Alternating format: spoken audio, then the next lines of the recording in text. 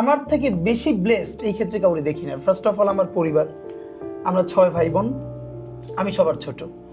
আমার বড় ভাই উনি বাংলাদেশের একটা বিখ্যাত কামিল মাদ্রাসার প্রিন্সিপাল এবং বাংলাদেশ খুবই নাম করা একটা মসজিদের খতিব। আচ্ছা।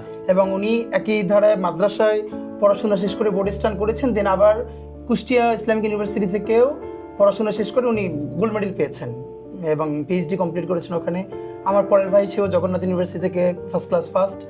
আমার বোন সে টিচার, সেও ইন্টারে মাদ্রাসায় সারা বাংলাদেশে মেয়েদের মধ্যে ফার্স্ট হয়েছিল। আমার আব্বা ছিলেন আমার কমিউনিটির, আমার জেলার খুবই সম্মানিত একজন আলেম।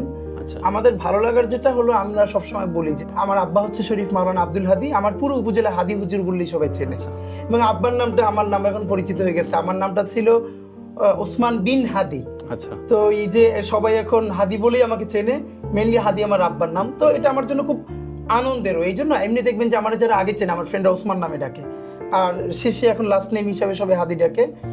মানে এই জন্য বলা যে এই ইনসাফের যে ধারণাটা এবং যা মুখে বলি সেটারে ধারণ করা, বা যা ধারণ করি সেটা কোনো ভয়ভীতি ছাড়া বলে ফেলায়, পুরো জার্নিটা আমাদের আমার আব্বার কাছ থেকে এসেছে। আচ্ছা।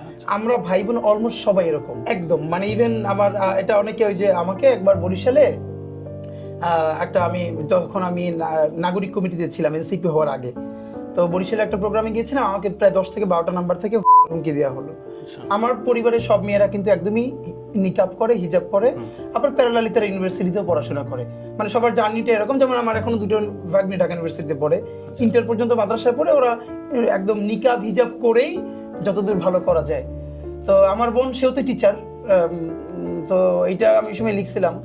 তো আমি যখন আমার উপজেলা থেকে বরিশাল শহরে আসছি প্রোগ্রামে, তো সবাই আমাকে বলছিল প্রোগ্রামে না যায়, এরকম থ্রেট। তো আমি বলেছি না যাবো। তা আমার বোন একটা বড় বাংলা দা বাসা থেকে নিয়ে ব্যাগের মধ্যে সে আমাকে নিয়ে বরিশাল চলে আসছে।